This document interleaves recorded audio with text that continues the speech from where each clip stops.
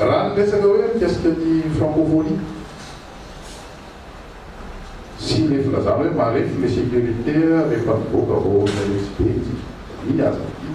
ohatranazo ny firenetsika ihany fonakoy hoe nampatsivony toa firene zao tamin'izy a nandeha nisantatra ny fanamboarana ny lalana RN7 tany maso itsika ny aza dilo fa vao mivoaka crise ny firenetsika rehefa mivoaka crise tsika dia voasazy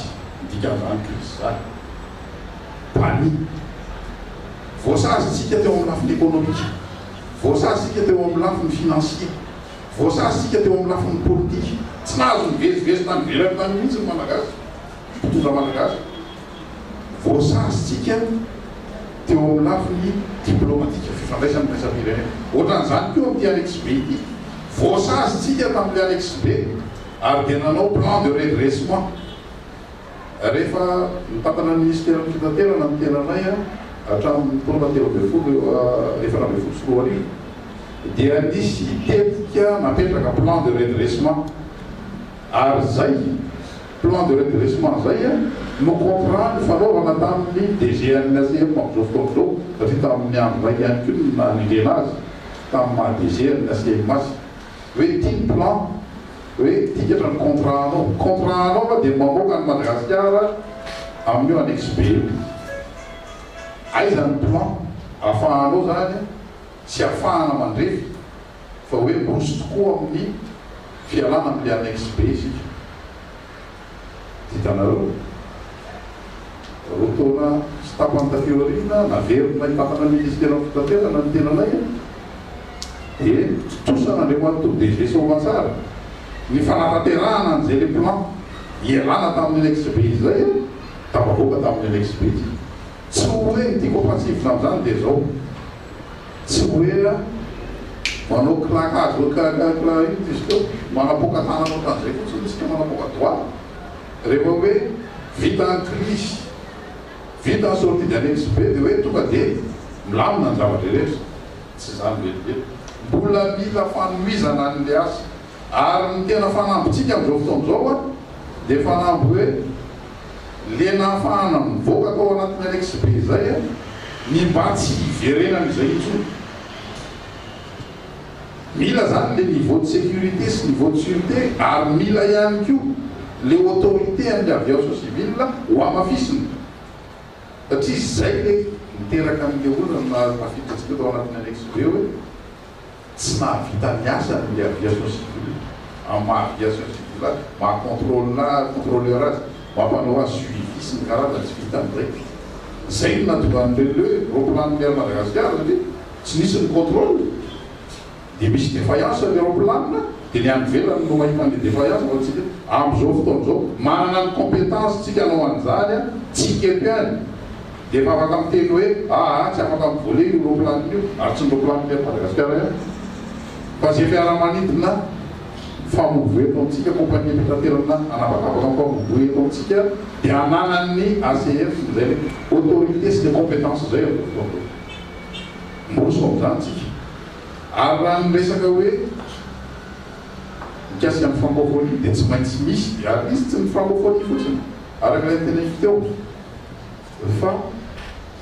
itsika amin'izao fotoana zao dia mila amin'izay mametraka efa misy zany fa manatanteraka ny le drafitra mikasika ny sécurité sy ny sûreté ny famovoizana anapakapaka io mba tsisy fay mihitsy le izy ary tsy hoe noho ny francophonie fotsy manaovana an'izany tsy maintsy ampiakarana ambony tokoa rehefa miatrika amin'ny francophonie na miatrika amin'ny comeza fa azadino fa ho an'ny famovoizana anapakapaka eto Madagasikara zay misy malagasy ny famovoy amin'izany dia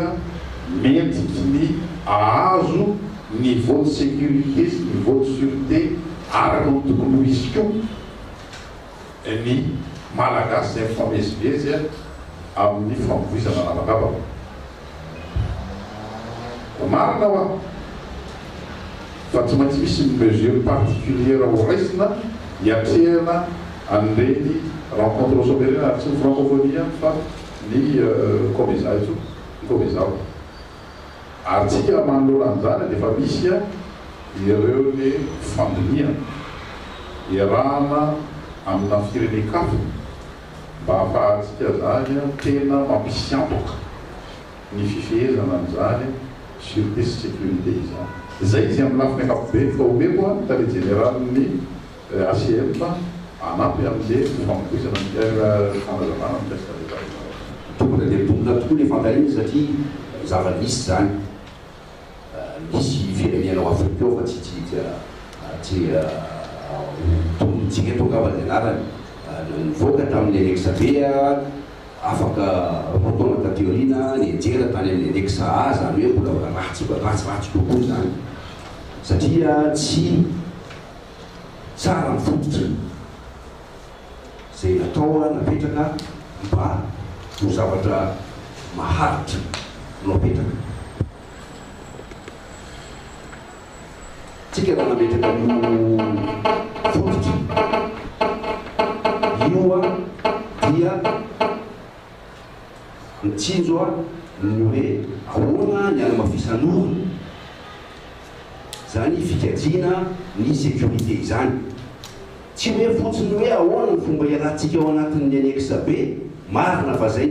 ny narary indrindra nangidihidy indrindra dia nanaran'izay anisan'ny fototra ny asantsika fa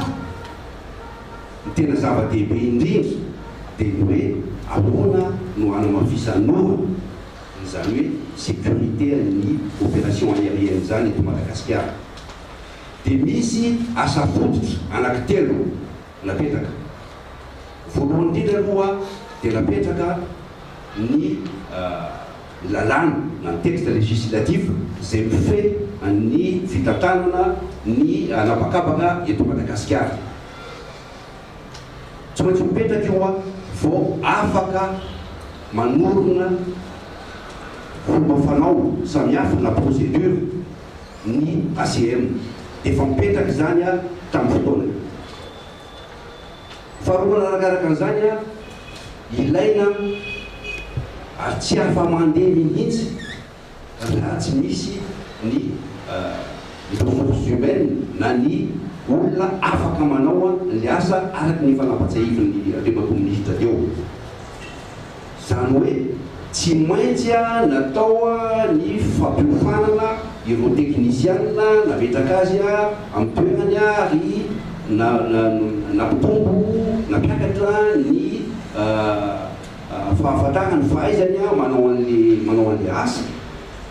ary nitaky fotoana zany zay no mahatonga ny hoe tsy zavatra resahana fotsiny ohatran'izao izy dia hoe ataovy azao dia raha pitso maraina dia vita satria nitaky fotoana lavalava ihany fampiofana ndreo le teknisiana faharoa zay ny fahatelo dia tsy mandeha io raha tsy misy ny fidiram-bola azo ampiasaina financement zany tsy maintsy manana financement stable ny ACM izay vao afaka manao ny asa ary asa maharitra zavatra takininy ho ACI daholo zany rehetra zany fa tsy tsika rery akory eto Madagasikara no manao an'izany zavatra zany raha marefurefo reo araky le fomba fiteninareo teo azy teo reo lafiny anankitelo reo na ny eo amin'ny olona zay manao ny asa zany na ny eo amin'ny lalàna zay mifehan'le fitanterana anabakabaka eto Madagasikara zany na ny financement ny secteur io zany dia marefo tokoa matotsika tafavoaka tamin'ny Alexa be dia reo lafo ny fototrareo no mijerevan'ny Union Européenne fa tsy nentsika ivelany fotsiny matotsika ny ekendro zareo fa hoe afaka mivoaka dia efa nijereny daholo tsy ny ery Madagasikara irery fa reo le compagnie folo zay no certifie tsika zany hoe nametsika certificat vaovao satria vao avy nitsaraina daholo izy folo ireo raika ambefolo miaraka amin'ny ery Madagasikara izay vao afaka nivoaka ny anexa be isika izany hoe efa mipetraka zany zao ny rafitra fototra maharitra anaovana azy zavatra zany ary ny adidy mipetraka amin'ny ACN sy mipetraka amin'ny industrie fitaterana anabakabaky iray manontolo eto Madagasikara dia ny fikajinany zany mba hitohy ny ezaka izay efa natao hatramin'izay.